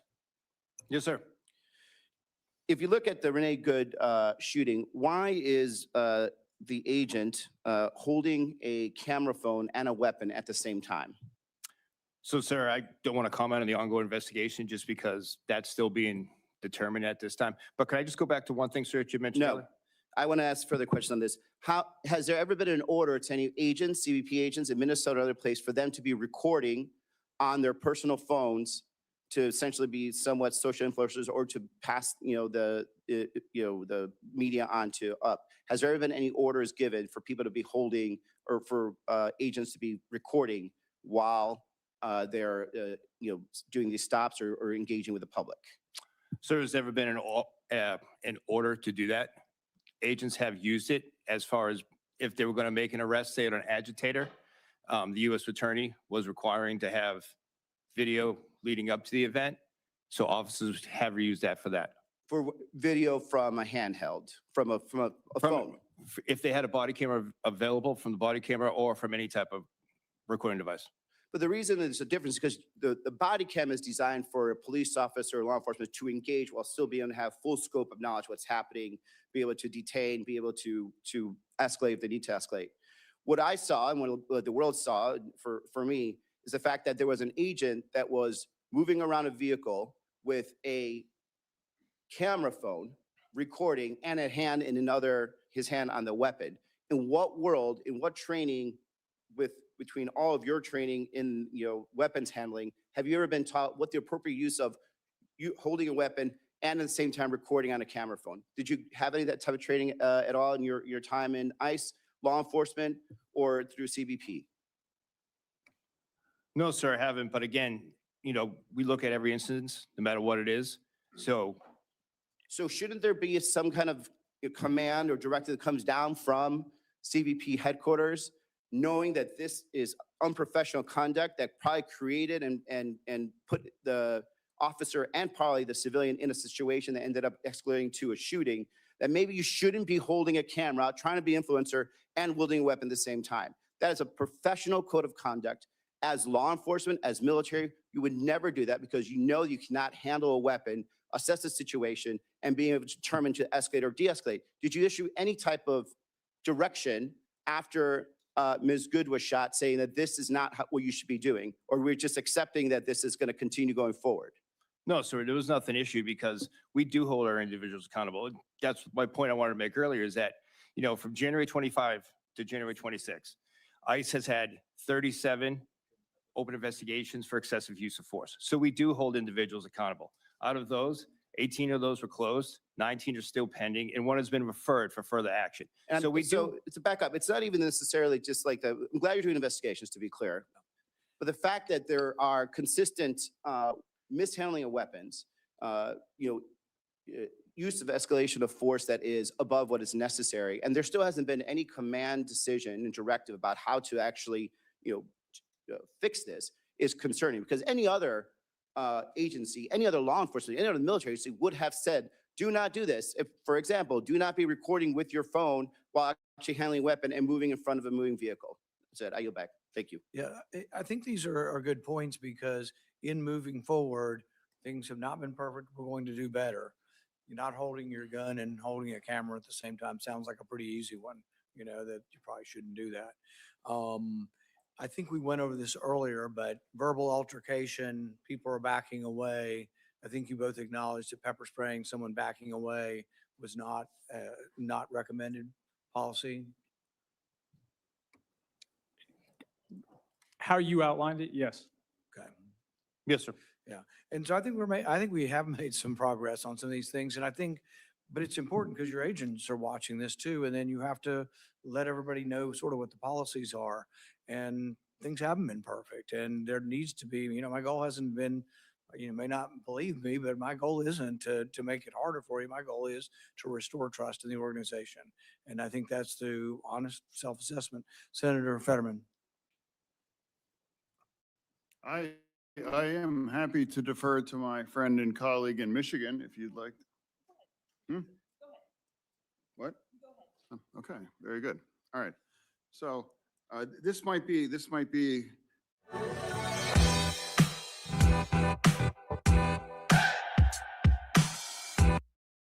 brought here, but how many billions did the big beautiful bill allow or amount for ICE effectively? So we're about 75 billion. Yeah, I mean, AI just called up, says that it's 75 billion, right? Is that accurate? Yes, sir. Yeah, okay. So now, and I think even, I do believe, everyone here at the chair never voted for the big beautiful bill, correct, Chairman? Okay, all right, so, but now, can we establish now that ICE has plenty of money right now? I mean, effectively, now that vote's gonna come about shutting down DHS, because a lot of people, including myself, would like to see some changes made. But if that vote happens and DHS is now shut down, would that have any meaningful impact on ICE operation? Because they have $75 billion from the big beautiful bill. Is that a statement or not? It would impact personnel actions. And when I say to that, sir, I mean, as far as like pay, retention, our civilian workforce, non-badge gun carriers, it would affect that. Yeah, so in other words, so if people vote to shut down, what other parts are in DHS? What other things? Components, sir? Yeah, no. How many other operations, departments are in DHS? Like Coast Guard? Coast Guard, Okay. FEMA, CBP. FEMA, okay. CISA, which is. CISA, like cybersecurity? Yes, sir. I mean, that's kind of important, right? Yes, Yeah, sir. then that would shut down. Yes, sir. Okay. And now another one also, TSA. TSA is under DHS. That's yes, sir. another one. Okay. So if someone votes to shut the DHS down, they are not having any meaningful functional impact on ICE because they have unlimited money effectively for right now, right? Yes, sir. So you're going to punish all of these other parts the very important parts of our government, TSA, Coast Guard, FEMA, and cybersecurity. That's what kind of a statement if we announce to our enemies, like, well, our cybersecurity agency, now we're going to be shut down. If I really want to make a move, that probably makes it better. And then, so is that a accurate statement? It's a fair assessment, sir. Yes, sir. Okay. So now here I am. Here I am, a Democrat, and I think I ran the whole gamut. You know, I met with Secretary Noem, and I've always treated her with respect. I met with her in my office, and I refused, and I never will engage on the kinds of sexist kinds of terms like ICE Barbie from a lot of the left media will use those kind of things. And now I said, hey, I'm a Democrat, then I say, secure our border? Yeah. And deport all of the criminals? Yeah. You know, I think we can sign up on that. And then my friend, Katie Britt, came to me and said, we want to bring the Lakin Riley bill there. And I'm like, yeah, I was going to be the Democrat to bring that there. And now we the co-sponsor as the Democrat. So I believe that we should have those kinds of appropriate things. And I also was the Democrat that described my party's failure in 2022, 2023, that we are failing on the border. And now we have to, it's not sustainable. So here it brings me to right now where I think we can all hopefully agree that we want to avoid and we have to make some changes to never make sure there's another situation and tragedy in Minneapolis. Because for me, like what's happening in Minneapolis makes the public unsafe, it makes the agents unsafe, and it makes, and I think they've lost the plot. We're not focusing on securing our border and deporting and targeting criminals in that.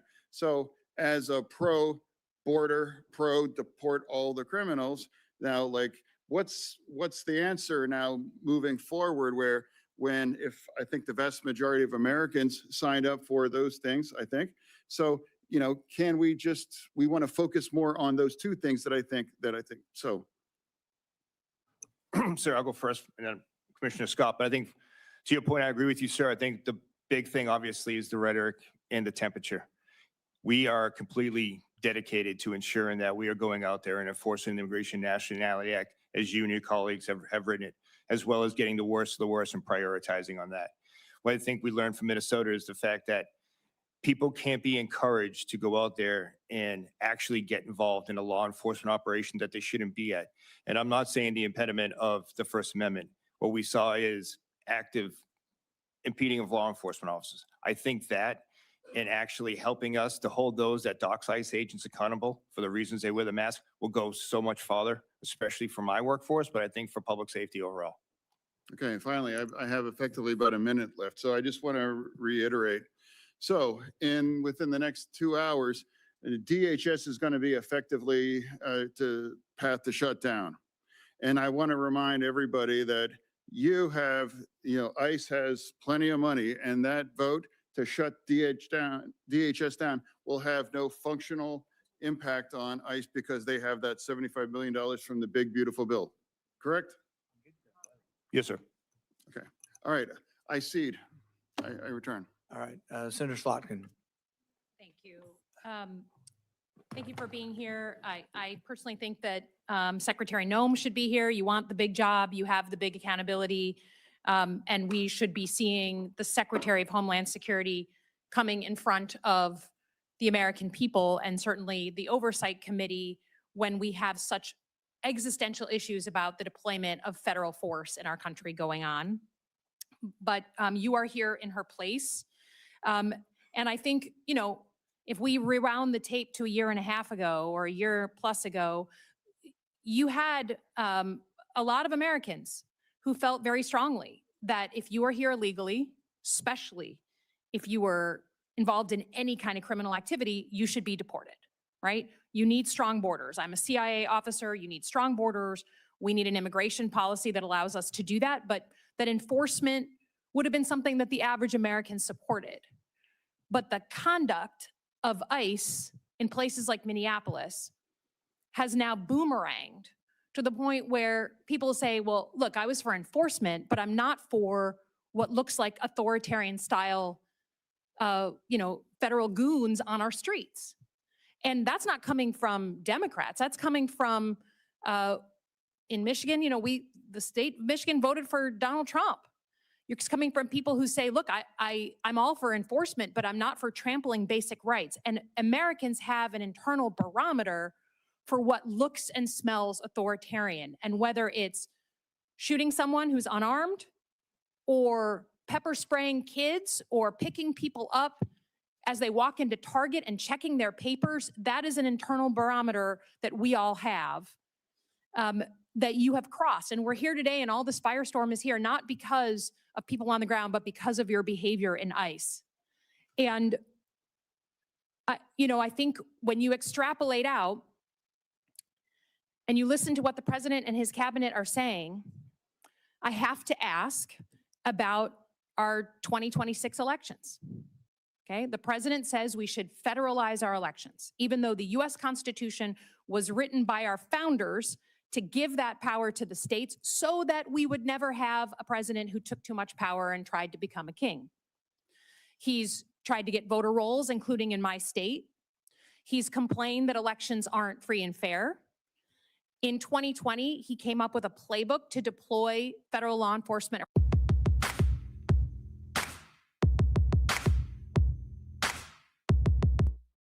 As of a month and a half ago. So I have to ask Mr. Lyons, do you believe that ICE has the authority to be deployed to US polling places around the country? So ma'am, we're civil, obviously we do civil enforcement and criminal law enforcement. There's no reason for us to deploy to a polling facility. So No. if the president of the United States gets Kristi Noem on the phone and she gets you on the phone and she says, we've heard there's a problem in Georgia or in Michigan or somewhere else, I need you to go and physically deploy around polling locations, you will say no. There's no reason for us to deploy, ma'am. Well, you say, So- then you should say no, right? Yes, but just point of clarification. Homeland Security investigations, we do investigate voter fraud, which we've made several arrests, most recently, a high-profile one in Massachusetts. So just later That's on, very different than the physical intimidation. I just didn't want you to say that we don't do anything with voter. I just want you to know we do that That's criminal fine. aspect. I'm talking about something that I think would be extraordinary in American history, which is uniformed and masked ICE agents encircling polling places. And it's not fantasy. It's not made up. These are things that the president and his cabinet have suggested. They've suggested invoking the Insurrection Act, which would allow active duty military to do the very same thing. So this isn't, someone who thinks the sky is falling. The president and his cabinet are suggesting. So you're going to be the guy standing in the breach. There's no reason, like I say, ma'am, there's no reason for you to use ICE officers in that. Great. Well, I hope that in the privacy of that meeting, when that comes down and the president feels like he's going to lose the midterm elections, that you don't buckle. Because I think our democracy literally is dependent on it. Now, coupled with that, you've heard from a number of my colleagues about labeling people as domestic terrorists. What is the definition of a domestic terrorist? So ma'am, domestic terrorist is any organization that,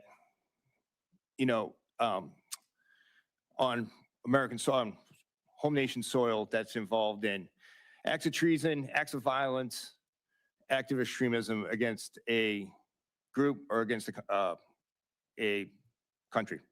Okay, so actually in law, it's defined by the Patriot Act. That's the clearest place we have it. And it has to be tied to criminal activity, Yes, right? ma'am. So protesting, even if you don't like it, protesting of ICE agents, unarmed and without destroying property, is that a domestic terrorist? No, ma'am. I stated under oath earlier that Okay. that's covered under the First Amendment right. Great. So when, again, the president and Stephen Miller and others in the cabinet, including your boss, Kristi Noem, label people like Renee Good domestic terrorists, you understand why we can't trust what you're doing with the information you're collecting on these so-called domestic terrorists. So can you tell us under oath, does the Department of Homeland Security maintain a database of any kind of domestic terrorists? Are you collecting facial recognition information, license plates, locations, addresses, those kinds of information? No, ma'am, and I testified on the oath on Tuesday as well. I said the same thing. We don't have a database.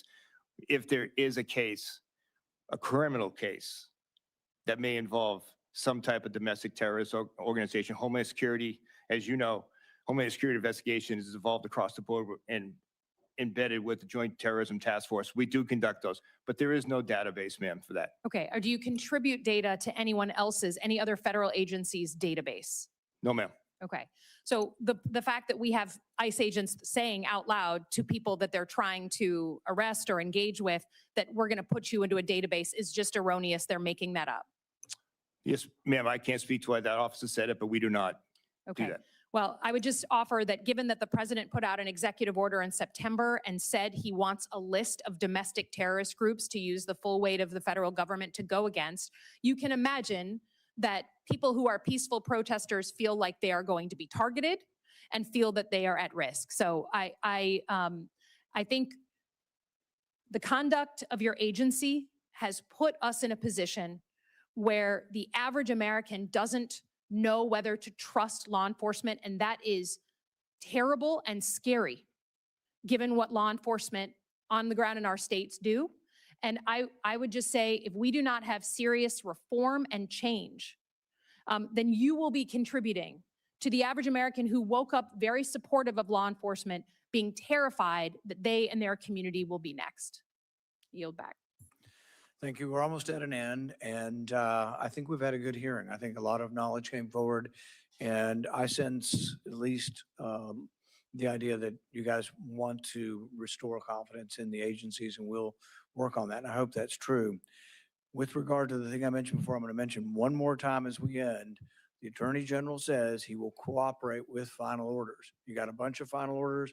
I would love to see you go for some specific people, that you send a letter to the Minneapolis police and say, will you help us? We need 10 policemen to go round up this guy.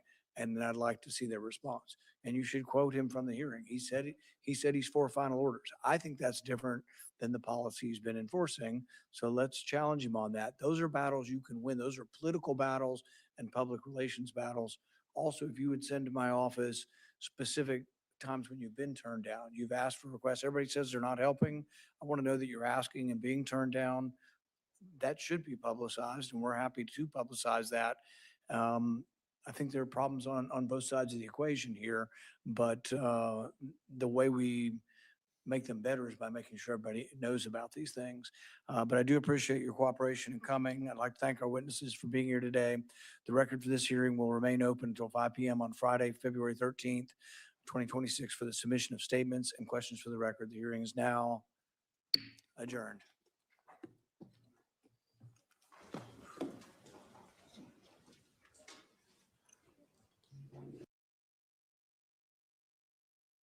People here illegally committing crimes. 31A in the Minnesota House of Representatives during protests. When officials speak imprecisely or rashly about constitutional limits, especially in volatile moments, they risk inflaming the situation rather than stabilizing it. Law enforcement officers perform difficult and dangerous work, and the vast majority do so honorably. But when a shooting occurs, the proper response is not to dismiss concerns or rush to judgment. Traditionally, the officers are removed from the line, even in very justified shootings, even in shootings when they've been shot at multiple times, wounded. The officers typically removed and there's an investigation because we think lethal force is such a thing that should be controlled and restricted that we always investigate it. That's what needed to happen here and should happen. The process protects both the public and the law enforcement officers, but we must avoid on all sides is just resorting to inflammatory rhetoric, declaring nothing to see here, or rushing to label a U.S. citizen a domestic terrorist before the evidence is established undermines trust and escalates already volatile situations. Both parties have weaponized the term domestic terrorist to target those with opposing views, and it needs to end. Many Americans have seen the videos. Many see an individual retreating. Many see someone attempting to assist a woman on the ground before being seized from behind. Reasonable people may disagree about those videos, but the truth must be determined by evidence, not narrative. I support immigration and customs enforcement. I believe dangerous criminals should be removed from our communities. But in order for ICE to be successful, they must restore public trust. We must acknowledge when federal agents are placed in chaotic crowd control situations that the risk of tragedy increases. At the same time, state and local decisions that limit cooperation affect how and where federal enforcement is carried out. Escalatory statements from any level of government only make it worse. Reports that cooperation in Minnesota is improving and that agents will return to their normal assignments and be repositioned outside of Minnesota are encouraging. Restoring trust, however, requires more than assurances. It requires independent review, clear standards for the use of force, and honest accountability. A government that values liberty must be willing to examine its own actions. That is how we protect civil liberties. That's how we protect law enforcement, and that's how we protect against future loss of life. Senator Peters. Find a Planet Fitness near you and get your first month free. Deal ends February 13th. Communities all across the country, Americans have seen on video with their own eyes as law enforcement officers from the Department of Homeland Security have tackled and beaten U.S. citizens in the streets, as they've broken windows and yanked U.S. citizens from their cars, as they've been pepper sprayed in the face at point blank, and as they have shot and killed 2 U.S. citizens, Renee Good and Alex Preedy, who were exercising their First Amendment rights. In Mr. Preedy's case, his Second Amendment rights. These actions have been carried out by masked federal officers without appropriate identification and near areas like schools and houses of worship, where innocent children are often present and placed in harm's way. While all Americans agree that we should remove violent criminals who pose a threat to public safety as part of immigration enforcement, we all agree at that. But most Americans also overwhelmingly agree that the administration's violent and heavy-handed tactics are an abuse of power, and they must be reined in. Today's hearing comes at a critical time, as Congress has a chance to put needed reforms in place to hold DHS law officials and enforcement officers who supervise them accountable. And I'm grateful that today the committee and the American people will have a chance to hear not only from state officials from the state of Minnesota, but most importantly from key agency officials within the DHS who oversee the officers carrying out the actions that we have all seen on the ground in communities like Minneapolis. I look forward to hearing testimony from these DHS officials, but at the end of the day, they all answer to Secretary Noem. She must also fulfill her responsibility to testify before this committee, and more importantly, the American people, for the lawless and unconstitutional behavior that some DHS officers have carried out under her leadership. Today, we're going to hear a lot of explanations and justifications from federal officials, and I'm sure we'll hear accusations about communities like Minneapolis and what the Trump administration thinks their obligations are when it comes to immigration enforcement. But let's be clear, immigration enforcement is solely the responsibility of the federal government. We'll hear today from state officials in Minnesota who will shine a light on how they cooperate with ICE, despite the administration's rhetoric to the contrary. Instead of working cooperatively with the state and local enforcement on these operations, through their chaotic and dangerous engagements, the Trump administration has undermined all trust between communities and federal law enforcement. In doing so, they have made it harder for local police to protect public safety and address crime in their communities. On top of that, the DHS has also broken trust with the American people to the point where we can no longer believe the words and information the department is putting out.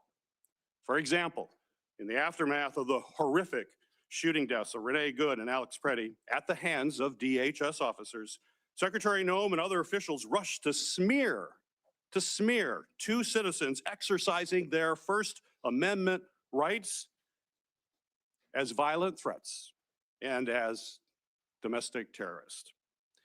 DHS and White House officials used these words, spun a narrative that falsely painted the victims as violent agitators, and tried to manipulate the truth about what actually happened on the ground.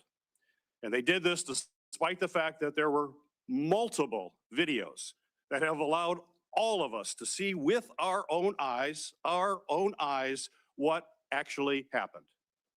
That Americans who posed no threat were shot and killed in our streets by representatives of the federal government.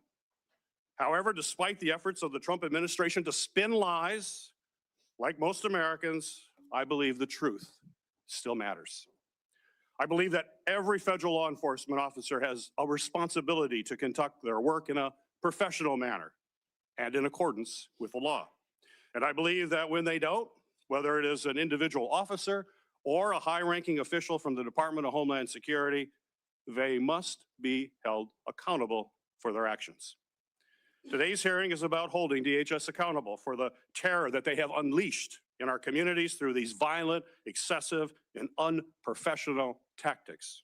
And as I said before, I expect to hear more excuses than admissions of error from the DHS officials. So with that in mind, I want to remind everyone exactly what we're talking about today. Got a brief video. If you put the brief video up, this is what we're talking about today.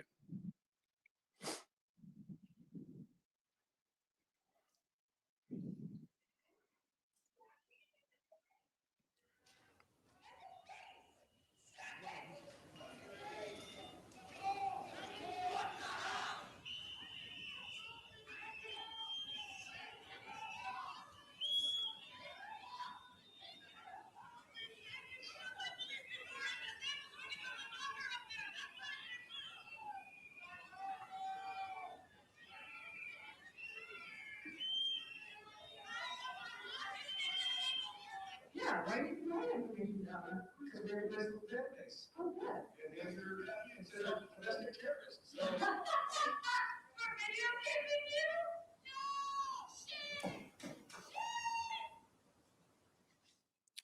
Mr. Chairman, I also ask unanimous consent to submit letters I have received from stakeholders in the committee's record. Without objection. Thank you.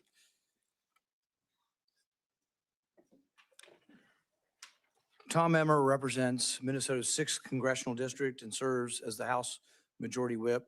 Because of his other duties after his testimony, I think he probably will be headed back to the House, but we appreciate you coming over. Congressman Emmer, you are recognized for your opening statement. Thank you, Chairman Paul, Ranking Member Peters, and members of the committee for this opportunity. It's not every day a lowly House member gets to address the upper chamber. I also want to acknowledge the other witnesses, constituent and friend Majority Leader Harry Niska, as well as Commissioner Snell and Attorney General Ellison, for being willing to offer their insight into this very important issue. I look forward to Attorney General Ellison being forced to answer for his role in tying the hands of law enforcement in order to protect criminals. It's a shame that his partner in crime, Minneapolis Mayor Jacob Frey, declined the invitation to testify here today. Frey clearly has no problem talking about Minneapolis to any member of the media who will listen. So it makes you wonder if he's too afraid to repeat those same lies under oath. I guess time will tell. As the representative of Minnesota's 6th Congressional District, I have witnessed firsthand the consequences that come when our Democrat state leaders prioritize criminal illegal aliens over law-abiding Minnesotans. The unrest that we all watched unfold in Minneapolis over recent weeks was unnerving. It was heartbreaking, and any loss of life is tragic. But make no mistake, it was all a direct result of radical sanctuary state and city policies in Minnesota. By preventing local law enforcement from working together with federal law enforcement, they have turned Minnesota into a safe haven for criminal illegal aliens. We're talking about murderers, rapists, gang members, and child predators. Now, before you hear dizzying spin from one of the other witnesses here today, let's take a closer look at how we got here. In 2021, with Attorney General Keith Ellison as the chief law enforcement officer in our state, the Hennepin County Sheriff's Office issued a directive which prohibited the county's cooperation with immigration and customs enforcement. 4 years later, Ellison issued 2 legal opinions arguing that Minnesota law prohibits state and local law enforcement agencies from holding someone based on an immigration detainer if the person would otherwise be released from custody. You know me, I'm the shrugging emoji. But I gotta be honest, it's not great feeling so uncertain all the time. So when Cooperation agreements with federal law enforcement. What happened as a result? Criminal illegal aliens were That might have been the commercial that broke the camel's back. I don't know. I'm going to talk to y'all for a minute, see if it jumps back up, or I'm going to probably just end it. Tommy, you said you break the law, go to jail, you come here illegally, get shit back. What's the problem? I agree, Tommy. You did say something. What did you say? I am a convicted felon. I was separated from my family and justly arrested for trying to make money for my family. Just making a living out here on these unfair streets. It's because I'm a black man. I mean, brother, I'm sure, that could play a role, but we all be going through that, bro.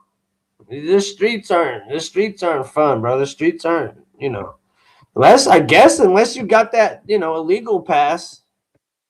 Seems like they got that pass, bro.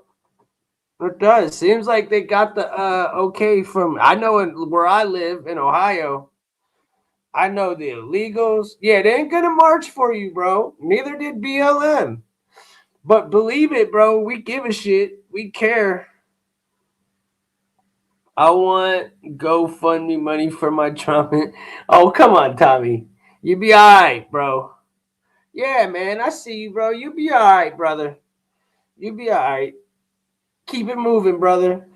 Everybody's got stuff going on in their life, man, and we all can blame certain outside factors, but, bro, we see you, bro. We see you. We see the real unjust stuff going around, and what I see going on in Minnesota, for example, it's a lot of white people. It's a lot of angry white people. I just wish everybody would just see that. I wish people would notice that. I mean, they have said so many examples, and I'm just gonna go ahead because I didn't watch the first half. I'm gonna go ahead and say it simple. I thought we watched yesterday Pam Bondi going through her hearing, and the people that were asking the questions were horrible. But the people that were actually answering the questions, which were the agents, they answered them with respect, bro. They actually were all right. Yeah, exactly, Stacy. Exactly, Stacy. Confused, angry whites with singular mentality that like to blow their whistles and scream victim. Yeah. For sure. And trust me, Tommy, they'll come for you, bro, when it benefits them. When it benefits them, they'll come help you, bro, when it benefits them. That's it. If there's no benefit to helping you, Tommy, you just like us, bro. You just like us. If there's a way to make money off your tragedy or whatever you're going through, yeah, they'll be there. Other than that, just like Renee Good, bro, I'm not going to talk ill on the dead. I'm not going to talk none of that. But I will say this, when she was on a live, they had t-shirts of her up within 10 hours. They were profiting off of her right off rip. Proud to be like you, my brother. Hey, much love back, bro. Much love. But yeah, bro, they definitely be profiting off of our misery. So what I saw out of this today, and I'm gonna leave it at 2 hours. What I saw out of this today literally was agents that were doing their best to answer questions from politicians because the politicians were forced to force these questions. And I think they answered them honestly and the best they could, and it was surprising to me. So maybe I'll maybe I'll restart and watch the first half later on or something. But that being said, everybody hit the like, share, sub. Much love. Have a good day. It's sunny out here in Ohio, so yeah, it's nice. It's still only 32, but it's sunny out. But everybody enjoy your day. Stay blessed. Much love. They also forced the questions to happen before the whole incident. Yeah, and they were doing a lot of good point. They were also doing a whole lot of what if scenarios. It's like, yo, are we doing scenario talk here? Is that what we're doing? Hypotheticals? I don't know. That's just, it wasn't, I can see why, many people didn't want to stick around. We're real ones. We don't want to see what's going on always, right? I mean, whether we believe them, trust them, love them, we still want to see what they're putting in our face. That's the whole point of all this. So, hey, look for me, though. I'm going to go find better content. Come back around later, man. Much love. Peace out, y'all. Have a good one. I'm out. Thanks for the support, y'all. God bless. I'm out.